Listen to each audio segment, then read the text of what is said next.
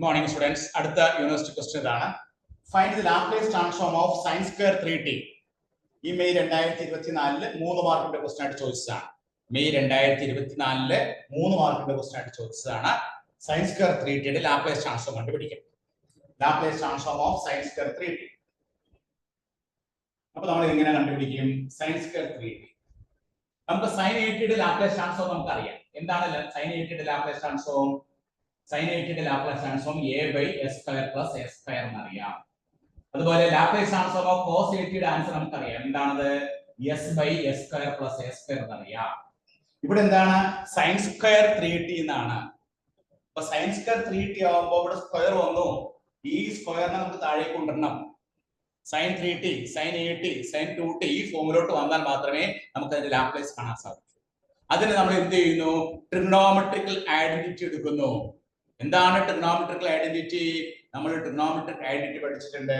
sin square t is equal to 1 - cos 2t/2. ഇങ്ങനെ ഒരു formula നമ്മൾ +1 ട്രിഗണോമെട്രിയിൽ പഠിച്ചിട്ടുണ്ട്. എന്താണ് formula? sin square t is equal to 1 - cos 2t/2. ഇവിടെ നമുക്ക് എന്താണ്? sin സ്ക്വയർ 3t ആണ്. t യുടെ സ്ഥാനത്ത് എന്താണ്? 3t ആണ്. അപ്പൊ നമ്മൾ ഇവിടെ എന്ത് ചെയ്യുന്നു? t ക്ക് പകരം 3t സബ്സ്റ്റിറ്റ്യൂട്ട് ചെയ്യുന്നു. അപ്പൊ നമുക്ക് എന്ത് വരും? sin square 3t. Left hand side sin square 3t ആയി. t replaced by 3t. അപ്പൊ റൈറ്റ് ഹാൻഡ് സൈഡിൽ നമ്മൾ മാറ്റണം. മാറ്റുമ്പോൾ എന്ത് വരും? 1 - cos 2 * 3t ഡിവൈഡഡ് ബൈ 2. അപ്പൊ നമുക്ക് എന്ത് കിട്ടും? 1 - cos 60/2. കണ്ടോ? അപ്പൊ sin സ്ക്വയർ 3t നെ നമ്മൾ എന്താക്കി മാറ്റി? 1 - cos 60/2. ആ മണ്ടയിൽ ഇരുന്ന 2 നെ നമ്മൾ താഴേക്ക് പിടിച്ചു വലിച്ചു കൊണ്ടുവരണം. sin 80, sin 2t, sin 3t ഈ ഫോമിൽ വന്നാലാണ് നമുക്ക് ലാപ്ലേസ് ട്രാൻസ്ഫോം അപ്ലൈ ചെയ്യാൻ സാധിക്കൂ. അങ്ങനെ അപ്ലൈ ചെയ്യാൻ സാധിക്കണമെങ്കിൽ നമ്മൾ ട്രിഗണോമെട്രിക്കൽ ഐഡന്റിറ്റി എടുത്തു. എന്താണ് trigonometric identity? 1 - cos 2t/2. sin square t യുടെ റിസൾട്ട് എന്താണ്? 1 - cos 2t/2. ആ റിസൾട്ടിലെ ടിക്ക് പകരം സബ്സ്റ്റിറ്റ്യൂട്ട് ചെയ്തു? 3t സബ്സ്റ്റിറ്റ്യൂട്ട് ചെയ്തു. അങ്ങനെ 3t സബ്സ്റ്റിറ്റ്യൂട്ട് ചെയ്യുമ്പോൾ ലെഫ്റ്റ് ഹാൻഡ് സൈഡ് എന്ത് വന്നു? sin square 3t. Right hand സൈഡിൽ എന്ത് വന്നു? 1 - cos 2 * 3t/2 എന്ന് പറഞ്ഞാൽ 1 - cos 60/2. ഇനി നമുക്ക് അതിനെ എന്ത് ചെയ്യാം? ലാപ്ലേസ് ട്രാൻസ്ഫോം ഓഫ് 1 - cos 60/2 ഉണ്ട്. 1 - cos 60/2. ഇനി നമുക്ക് അതിന്റെ 1/2 നമ്മൾ പുറത്തേക്ക് എടുക്കുന്നു. പുറത്തേക്ക് എടുത്തു കഴിഞ്ഞാൽ ബാക്കി എന്താണുള്ളത്?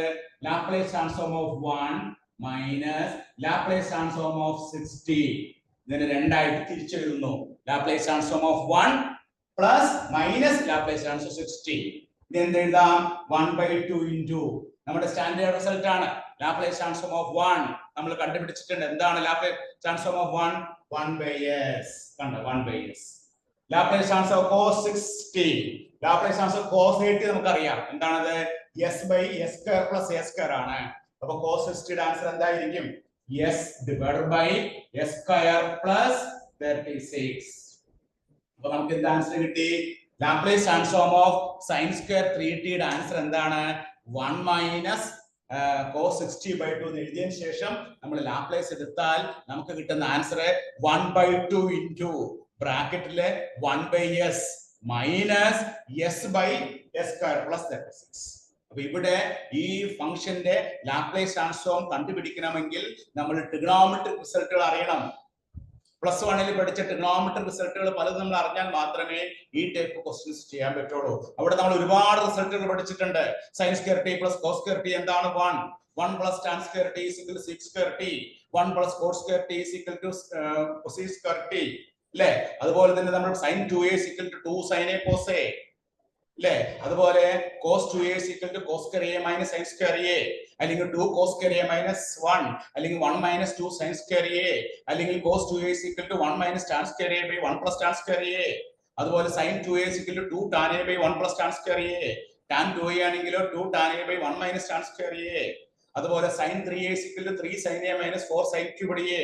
cos 3a ആണെങ്കിലോ 4 cos cubed a - 3 cos a. sin a + b എന്താണ്? sin a cos b + cos a sin b. sin a - b എന്താണ്? sin a cos b - sin a cos b - cos a sin b. cos a + b എന്താണ്? cos a cos b + sine A sine B. Cos A minus B എന്താണ്? Cos A minus B, cos A cos B plus sine A sine B. ഇങ്ങനെ ധാരാളം formulas നമ്മൾ trigonometric റിസൾട്ടുകള് നമ്മള് +1 ട്രിഗ്നോമെട്രിയിൽ പഠിച്ചിട്ടുണ്ട്. ഈ റിസൾട്ടുകളെല്ലാം നമ്മുടെ മനസ്സിലുണ്ടായാൽ മാത്രമേ ലാപ്ലേസിലെ പല പ്രോബ്ലംസും ട്രിഗ്നോമെട്രിക്കൽ ഐഡന്റിറ്റീസ് ഉപയോഗിച്ച് ചെയ്യാൻ പറ്റുള്ളൂ. അപ്പൊ ആ ഫോർമുലാസ് കൃത്യമായിട്ട് നിങ്ങൾ ഓർത്തിരിക്കുക. അങ്ങനെ ഓർത്തിരുന്നിട്ട് ഈ നമ്മളോട് ചോദിക്കുന്ന പ്രോബ്ലത്തിലെ ഏറ്റവും ആപ്റ്റ് ആയിട്ടുള്ള ഫോർമുല കൊടുക്കുക. അപ്പൊ നമുക്ക് ഇതിന്റെ ആൻസർ കിട്ടും. ഇവിടെ സൈൻ സ്ക്വയർ 3t ആണ്. അപ്പൊ ഏത് ഫോർമുലയാണ്? സൈൻ സ്ക്വയർ ടിക്ക് ഒരു ഫോർമുലയുണ്ട്. എന്താണ് ആ ഫോർമുല? 1 - cos 2t/2. ആ ഫോർമുല കൊടുത്താൽ നമുക്ക് എന്ത് കിട്ടും? സൈൻ സ്ക്വയർ 3tയുടെ ആൻസർ കണ്ടുപിടിക്കാൻ സാധിക്കും. ഇപ്പൊ ഇവിടെ സൈൻ സ്ക്വയർ 3tക്ക് പകരം കോസ് സ്ക്വയർ 3t ആണെങ്കിലോ നമ്മൾ എടുക്കുന്ന ഫോർമുല എന്തായിരിക്കും? 1 + cos 60/2 ഉണ്ടോ? കോസ് സ്ക്വയർ 3t ആണെങ്കിൽ ഈ 1 - എന്നുള്ളത് 1+ ആയിട്ട് മാറും. അപ്പൊ കറക്റ്റ് ആയിട്ട് ആ ഫോർമുല ഐഡന്റിഫൈ ചെയ്ത് ആ ഫോർമുലയോട് ആപ്റ്റ് ആയിട്ട് സബ്സ്റ്റിറ്റ്യൂട്ട് ചെയ്താൽ നമുക്ക് ഈസി ആയിട്ട് അതിന്റെ ലാപ്ലേസ് ട്രാൻസ്ഫോം കണ്ടുപിടിക്കാൻ സാധിക്കും. അപ്പോ ട്രിഗ്നോമെട്രി റിസൾട്ട് വളരെ ആവശ്യമാണ്. ലാപ്ലേസ് ട്രാൻസ്ഫോമിലെ പ്രോബ്ലംസ് ചെയ്യുമ്പോൾ ട്രിഗ്നോമെട്രി റിസൾട്ട് നിങ്ങൾ കൃത്യമായിട്ട് അറിഞ്ഞിരിക്കണം. അറിഞ്ഞില്ലെങ്കിൽ നിങ്ങൾ പഠിച്ചിരിക്കണം. പഠിച്ചേ പറ്റൂ. അതിന് വേറൊരു മാർഗമില്ല. അത് പഠിച്ചാൽ ലാപ്ലേസ് ട്രാൻസ്ഫോമിലെ പല പ്രോബ്ലംസും ട്രിഗ്നോമെട്രിക് ഐഡന്റിറ്റി ഉപയോഗിച്ച് നമുക്ക് ഈസി ആയിട്ട് ചെയ്യാനായിട്ട് സാധിക്കും. അപ്പൊ എല്ലാവരും നോട്ട് ചെയ്തെടുക്കുക. ഈ ഒരു ക്വസ്റ്റ്യൻ ഈ മെയ് 2024 3 മാർക്കിന്റെ ക്വസ്റ്റ്യൻ ആയിട്ട് കേട്ടി ചോദിച്ചതാണ്. ഓക്കെ, എല്ലാവരും എഴുതിയെടുത്തോളൂ.